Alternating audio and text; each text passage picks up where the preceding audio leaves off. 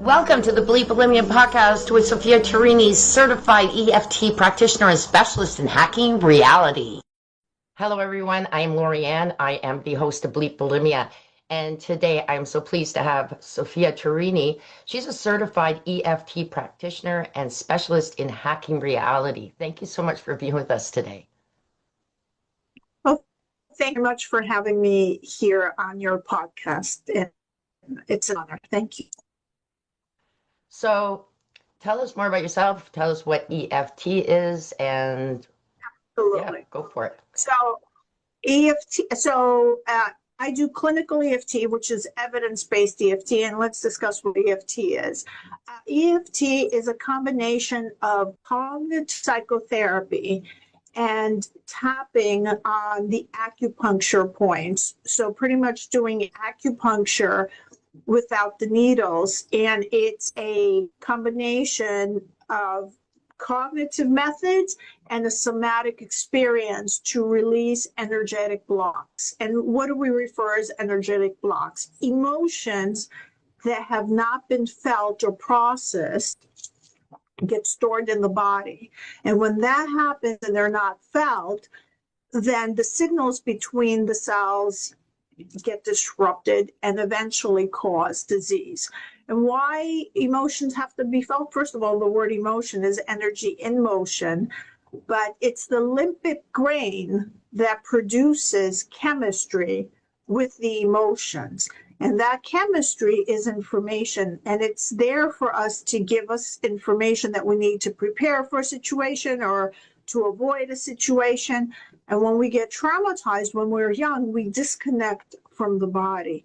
And therefore, we don't feel anything till eventually, years down the road, we get hit with all these health challenges because we didn't know the language that the body was using. So the body uses emotions to communicate. That's why when you go into a room and you don't like someone, you get this feeling, or if you have anxiety, you get this knot, right? So it's very visceral. So that's what EFT is in a nutshell. And we have clinical evidence. There's over 300 studies that show that it downregulates 6 genes of stress, and one of them is cortisol. So we know EFT is very effective, and it works faster than psychotherapy and some other modalities. That's wonderful. So what got you into this? And because it's interesting, Yes. I have not heard about it. So it's, very interesting. Yeah. So what got me into, like everybody else, I was highly stressed, disconnected from my body, made a wrong choice, because when we're in survival, we make a wrong decision or choice. So I kind of knew my intuition was telling me not to have this exploratory surgery. To make a long story short, it almost cost my life. Well, I wasn't expected to live, so I lived. But I ended up having with health challenges for over 16 years. And no matter what I did, I wasn't healing. I tried everything, just name it. But there was one question that kept on coming to me.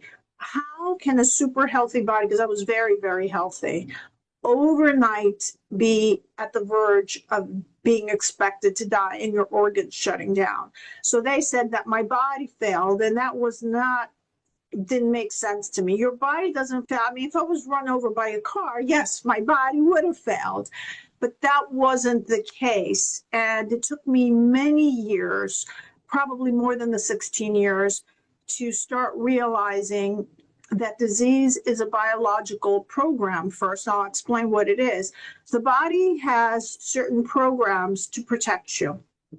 And all disease is a lowering of frequency also, all these emotions that weren't out. And when I started first understanding or using EFT, I saw changes, but then you have to find what the conflict is, right? Not for all conditions, but a lot of conditions, you need to find what the conflict is. So we know, for example, people who have respiratory issues, they're afraid of life. That's why they can't breathe. Or people who have issues with their heart, If it's an arrhythmia, it's a lack of balance in their personal life, or it could be a heartache, depending on what it is. So each organ can actually tell us what the possible conflict could be. And it's not the simplified Louise Hay, even though I have nothing against Louise Hay, because she was wonderful, but this goes more scientifically and tells you exactly what the conflict is you need to be looking. It doesn't spell out this is the conflict you have, but it'll tell you it's an anger or a territory conflict. It's someone violated your space, or you're not feeling safe in your space. So it breaks it down, and then you can, or is it identity conflict? You are being not feeling comfortable with what's your identity, or you feel you don't belong. So each organ then will give you that story, and now you can work on the conflict, but also the emotion that wasn't processed. So the two of them, EFT and this blueprint that we have from German New Medicine, it's also being taught in meta consciousness. It's almost the same. Now you have something to work so you can heal. Does that make sense? It really does, actually. It's very, like, I'm amazed. I never would have thought to put the two together. So that's something I'm learning about. So you spoke about the German techniques. Can you expand a little more on that? Yes. So let's give an example, since your podcast is on bulimia. So bulimia is not a simple one conflict issue. It's what's called, and I'm not going to go into depth because it's going to get very confusing, but it's what they call a constellation. What does a constellation mean? It's two tracks, two biological programs are running at the same time, and the person is having an issue. So let's explain. I'm not going to go into detail whether you're left-handed or right-handed right now, because it's going to, I want to give the main idea. But let's say one of the conflicts for bulimia, this is pretty much, I think this is for the right-handed person, but let's not put the hands so much in. They have a fear of disgust. Okay, so an example of that be someone is sexually harassing them, or happening in the home or at work, or someone's trying to make, or there's some either fear or lust. It could have a sexual component. So that produces hypoglycemia, which means the binge desire. Automatically, when you have a fear disgust, the body automatically would put the craving response on. So now it triggers low blood sugar, so you can have frantic eating, right? So you can have energy sources probably to escape, because it's all biological. So you have a lot of sources now to escape. Now, the second conflict, because I said it was a constellation, so it's not one conflict, and it affects the other part of the brain. One affects one of the side of the brains, the other one is an identity or anger conflict. So that would be the right temporal lobe. So the purging starts when the other part has been activated, and that could be your parents, because you're a child, right? Your parents are about to get divorced, or you have no control at home. Something is happening and there's no control. So, because we do know from regular psychology, which is not fully accurate, that the bulimic person is trying to gain control. It's deeper than that, right? So the food signifies eating, and then throwing up is the control, right?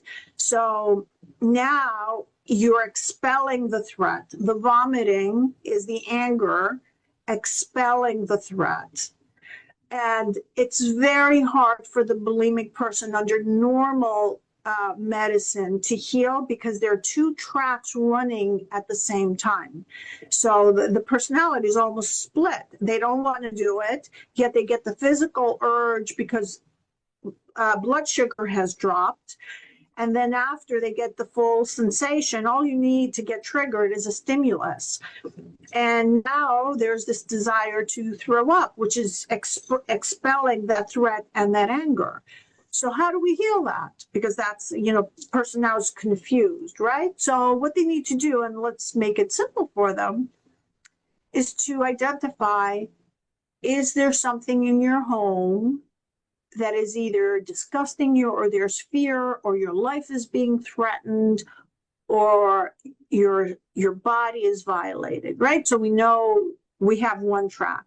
Now, is there another conflict running, the safety now, because the territory, anger conflict is usually the stomach. The other one is some cells in the body. So is something that is in your home or in your work environment, whatever it is, because you could be a little older, that you are feeling threatened, or your safety is not going to be at hand. So once we work on release the emotions to these conflicts, the body is going to restore. It doesn't need to run this program anymore. It just, there's no need for it. And the only thing they need to do is, consult with someone so we can find what the conflict is, because it depends if you're right-handed or left-handed. And why? Because the nerves crisscross on the brain. So usually for the body, they go down. Usually we call this either the masculine side, and this is the feminine, and the nest or the home. But when we go here, they crisscross. So that's why we need to know which side it is. And then the person can resolve the trauma, and they will have a significant impact, because once we're traumatized, let's say there was a violation or a sexual harassment, there's also guilt that comes, or you don't feel good enough. So by resolving the bulimia, which is two biological tracks running to protect you, even though it doesn't feel that it's protecting you, right? Then you also will regain your self-esteem afterwards, because you're going to realize you don't need to be running these programs, and it wasn't your fault that happened. Someone abusing your space or sexually harassing. I mean, you didn't do anything to create this, right? Yeah. And interesting. And I want to address another component. Why do these get activated? So it has to do with our brain waves. This is the neuroscience part of it. So German medicine gives us the blueprint, tells us what conflict we need to go and find. And then neuroscience with the EFT tells us why this actually happens. So children, when they're born, they're in delta brainwaves. That's why they sleep the first 6 months. They're always sleeping. And then they start shifting. They go from theta to alpha, and that goes till about 7 or a little longer. Well, alpha and theta brainwaves, which are the flow state brainwaves, or it's also the brainwaves hypnotists use. When you go do hypnosis, they want to put you in alpha, and sometimes you can get into theta. And why that is important, because that's how you're getting programmed. So when you're witnessing your parents fighting, even though you're not the person in the fight, you're going to pick up that pattern. So that's why all of our challenges happen from the womb till about 13. Right? That's where all the programming, because after some people stop it at 7. I extend it till 13, because afterwards you get beta brainwaves, and you can say, well, that's their problem. It's not mine. You can't do that before a certain age. Whatever you're seeing, you're just getting programmed, and it becomes your reality. So besides tapping, releasing the energetic blocks, so the body is only going to heal when it's safe, because these new medicine tracks that are running are to help you feel safe, because the body feels threatened. So the body doesn't know the difference if it's happening in real life. So when there's a fight with the parents, yes, you may not be running out the room, but you're actually, escaping to throw up, because you have all this anger that you want to, vomit because you can't digest what's happening. So it's also a secondary thing. Digestive issues are usually things you can't digest. And so you want to vomit. It's too much for you to handle. These energies are too much for you to handle. So EFT, besides clearing the emotion, puts you in alpha brain waves. So the body starts feeling safe. So the body only heals when it feels safe and when it's in delta brain waves. That's when the healing, you could start healing in theta, but it's usually in delta. And I'll address now why certain people go to sleep and they wake up exhausted and they never, when they wake up, never feel okay.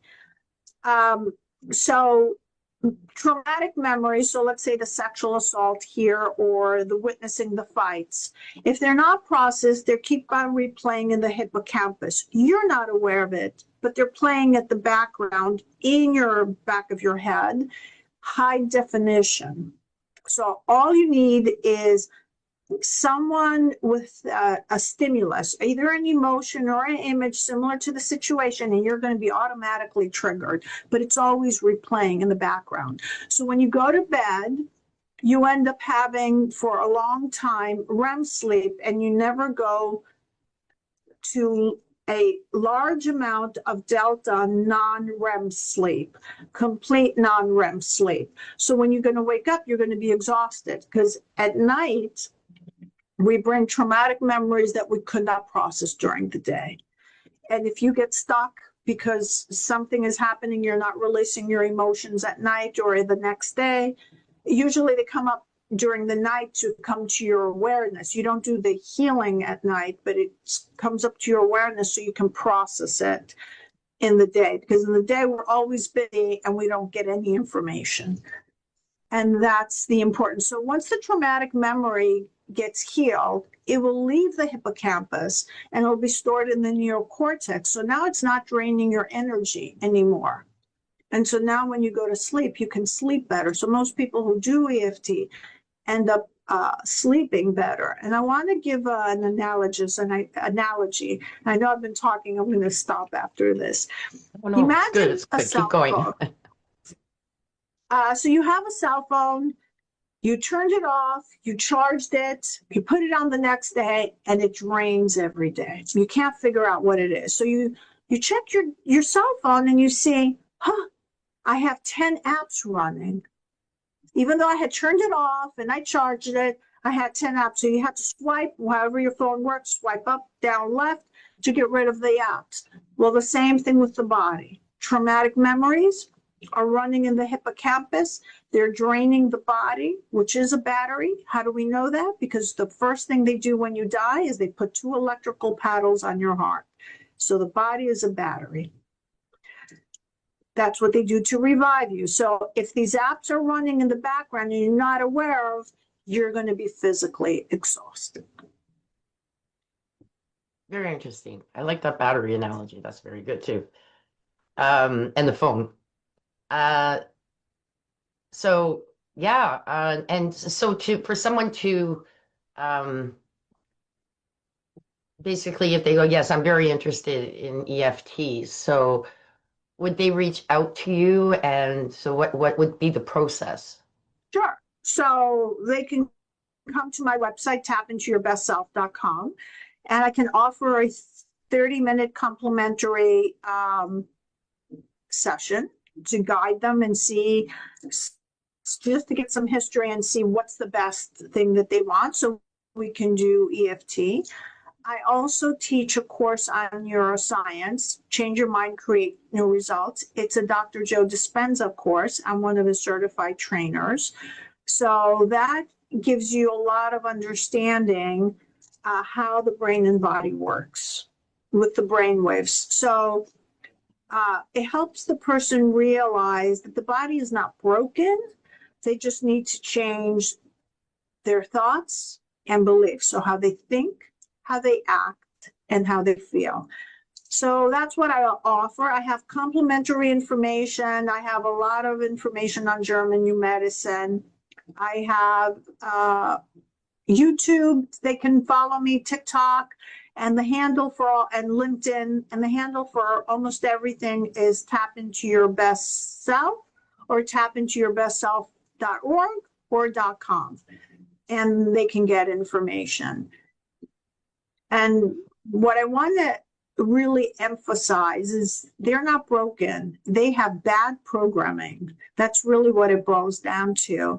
And neuroscience tells us that the brain is neuroplastic and we can change everything there it is. And I hope I can give them hope to realize that once the conflict is released, they don't have to be suffering, because I know if you are bulimic or anorectic, you've been at this for over 10, 15 years, sometimes people more, to even break the pattern. And it doesn't have to be, because you're not dealing with the root cause, which is the trauma that took place in the first place. Very interesting. And I can relate to a lot of what you say. So I just wanted to end this with asking, you say you're a specialist in hacking reality. I just love that. Can you expand on that one? Okay, so where do memories, under hacking reality, memories get stored between neurons. So first, what we want to do with EFT is remove the emotional charge of that memory. Because that's what keeps on bringing it up. Every time you smell a similar smell or have a similar emotion, that traumatic memory back. So what we do is we take the charge off with EFT, and then we use hacking reality.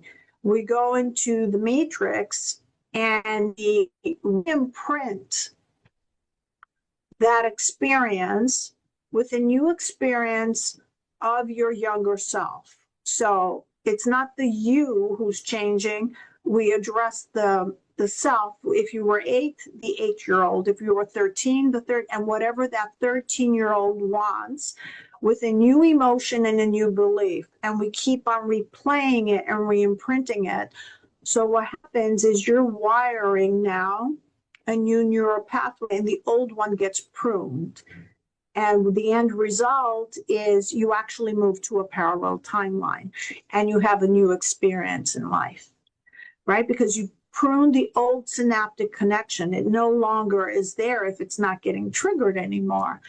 So in hacking reality, we send this new experience to all your timelines, to all the dimensions and all the realities. So all versions of you get upgraded. And if there were other people involved, we send the memory to those as well, this new experience, so they can remember you differently. Because we're in a holographic universe. I don't know if your clients know, but pretty much that's where we are, and we're updating the code. Very neat. That's lovely. I really appreciate your time. This was very, very interesting, and I've learned a lot. So thank you very much for that, and for your time. So let's just give one final ending one more time, your website, so that people will know where to find you. Well, first of all, I want to say that thank you. It's an honor, and thank you for having me, because if I can help someone get out of a rut, that means a lot to me. And I want people to know that there's nothing that is not healable anymore. It pretty much almost everything is healable, because all disease is a lowering of frequency or some biological track. It's called a biological program running. It's like a faulty system in the car, that it's just beeping and beeping. Something got activated, and sometimes it's not faulty. It's actually giving you a real message. It's only faulty if you've ignored it for 2 years and you haven't serviced your car. And so my website is tapintourbestself.com, and they can find me on social media with the same handle. And I do have a complimentary session, and I do offer, I have one on the 18th, 1 p.m. Eastern Standard Time, a 75 complimentary masterclass on neuroscience. So they're welcome to get some information there. Excellent. Again, thank you so much. Very, very much. Thank you. Thank you. Thank you. Bye. Have a great day. Bye-bye. You too. Bye. Thank you for listening to this episode. Be sure to visit me at bleepbulimia.com.